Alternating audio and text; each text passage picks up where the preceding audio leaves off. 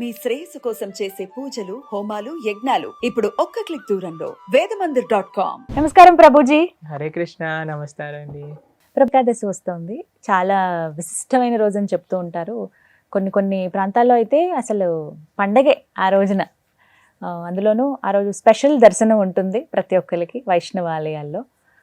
ఏకాదశి వ్రతాలని కూడా ఆచరిస్తూ ఉంటారు. ఆ వ్రతాలు ఎలా చేయాలి, చేస్తే ఏమిటి అనేది కూడా చాలామంది ఒక క్వశ్చన్ అడుగుతూ ఉన్నారు. ఆచరించే విధానం చెప్పండి, అలాగే చేస్తే కలిగేటువంటి ఫలితం ఏమిటి, ఎందుకు చేయాలి అనేది కూడా వివరించండి. అన్నిటికంటే గొప్పదైన వ్రతం ఏదైనా ఉంటే అది ఏకాదశి వ్రతం.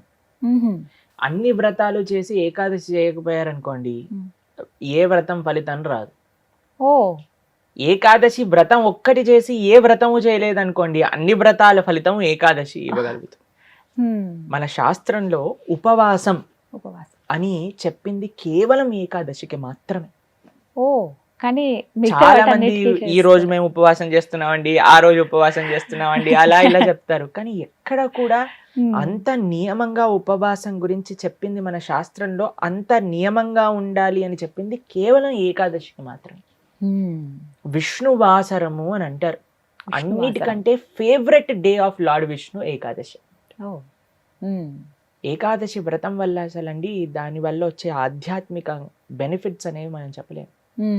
ఉపవాసం అంటే ఫస్ట్ అందరూ మేము ఒకసారి ఏకాదశి వ్రతం గురించి చెప్పామండి, ఎలా ఉపవాసం ఉండాలి అన్ని విషయాలు చెప్పాక ఒకళ్ళు హ్యాండ్ రేస్ చేశారనమాట, మాకు ప్రశ్న ఉంది అని. అయితే ఏం ప్రశ్న ఉంది అని అడిగితే, ఏకాదశి రోజు ఏం తినచ్చండి అని ప్రశ్న అడిగారు అనమాట.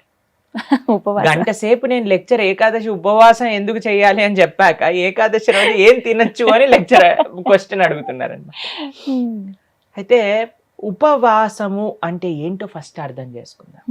ఉప అంటే దగ్గరగా, వాసం అని అంటే ఉండటం. ఉపవాసం అని అంటే భగవంతుడికి దగ్గరగా ఉండటం. ఏ ఉపవాసానికంటే ఇదే నియమం అండి. చాలా మంది ఏం చేస్తారు తెలుసా అండి, మేము ఈరోజు కటిక ఉపవాసం, నీళ్లు కూడా స్వీకరించట్లేదు అని హ్యాపీగా టీవీ ఆన్ చేసుకొని ఇలా బెడ్ పైన పడుకొని ప్రొద్దున నుంచి రాత్రి రాకే ఏ సీరియల్లో ఏ సినిమాలు చూస్తూ ఉంటారు. అయ్యా లేచి గుడికి రండి అండి, నామం లేదు, శరీరంలో ఓపిక లేదు, నిర్జల వ్రతం ఈరోజు. మనం అండి దేన్నైనా సరే ఎంత మెటీరియలిస్టిక్ గా మార్చే శక్తి మానవుడి దగ్గర ఉందండి. శివరాత్రి రోజు జాగరణ చేయండి అంటే లేట్ నైట్ షోలు వాటిలలో సినిమా థియేటర్లో కూర్చొని జాగరణ చేస్తుంటారు. శివుడు పాపం ఏమనుకుంటాడో, ఎంత బాధపడతారో ఇలాంటి వాళ్ళని చూసి ఆశ్చర్యం వేస్తుంది.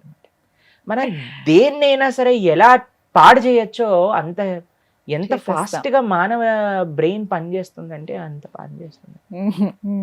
ఉపవాసము అని అంటే, ఆ ఉపవాసం చేసే ఏకాదశి రోజు ఏం చెయ్యాలి అని అంటే, ఇంకా మరింత కృష్ణ సేవ, ఇంకా మరింత భగవన్నామం పలకటం. హరే కృష్ణ కృష్ణ కృష్ణ హరే హరే, హరే రామ రామ రామ హరే హరే. మరింత నామం చేసుకోవటం, మరింత భాగవత గీత వీటిని శ్రవణం చేయటం, అధ్యయనం చేయటం.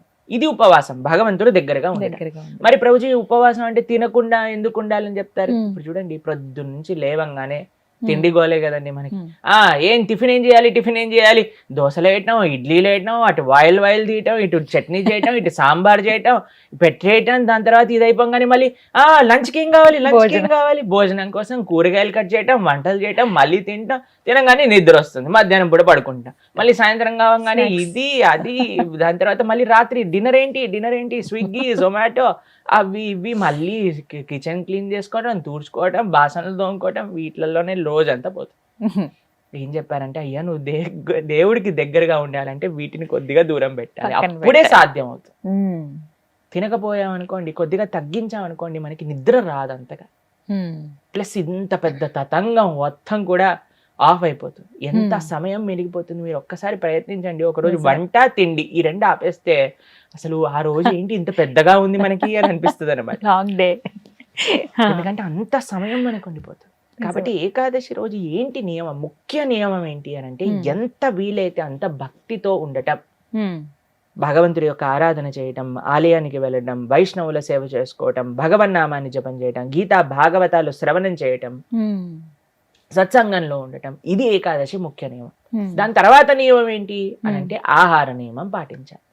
ఏంటి ఆహార నియమం పాటించాలి అని అంటే, ధాన్యంలో ఏకాదశి రోజు పాప పురుషుడు ఉంటాడు అని చెప్తారనమాట. ఓ ధాన్యం అని అంటే రైస్, దాల్, పప్పులు, తర్వాత గోధుమలు, తర్వాత వరి, వీటన్నిటిలో అనమాట. కాబట్టి ఆ రోజు మనం వీటి నుంచి దూరంగా ఉండి మరి ఏం స్వీకరించవచ్చు మరి ఆ అంటే రోజు- పాలు, పండ్లు.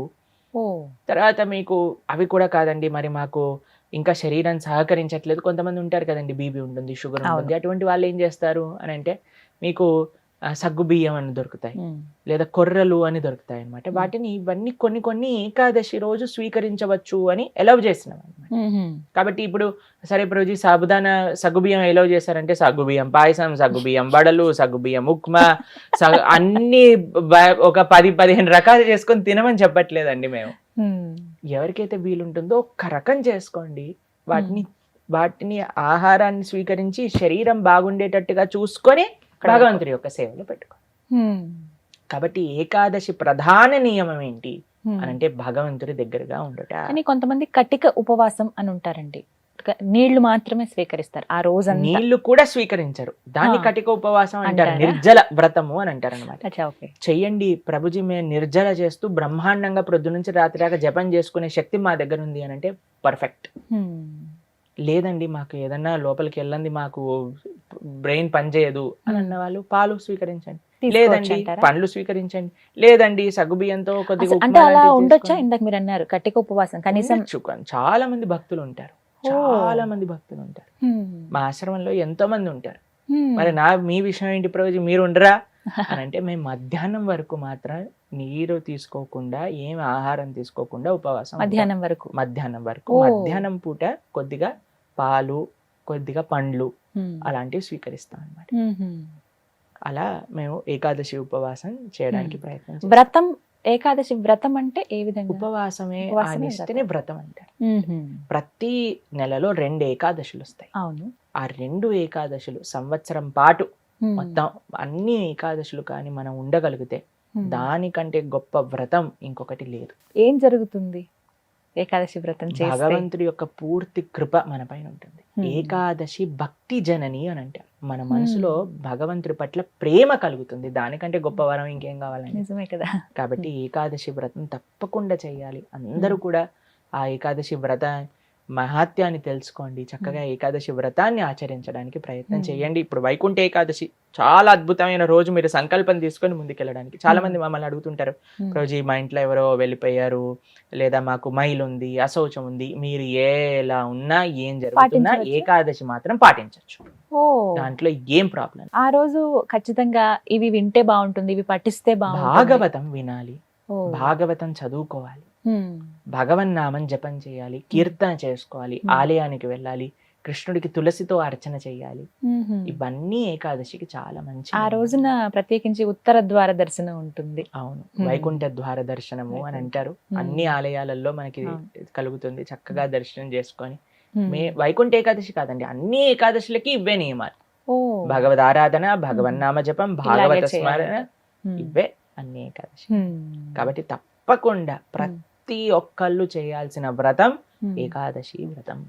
ఎవరైనా ఆచరించవచ్చు, ఏ వయసు వాళ్ళైనా కూడా చేయవచ్చు, చేయదగింది అని అంటే కనుక. ఎస్, చేయగలమన్న ఓపిక ఉండాలి, ఆ ఆసక్తి, ఆ నిష్ట ఉంటే ఖచ్చితంగా ఎవరైనా పాటించవచ్చు అంటారు. కరెక్ట్. చాలా సంతోషం ప్రభుజీ, నమస్తే. హరే కృష్ణ. సుమన్ టీవీలో మీ పర్సనల్ అండ్ బిజినెస్ ప్రమోషన్స్ కోసం కింది నెంబర్కి కాంటాక్ట్ చేయండి.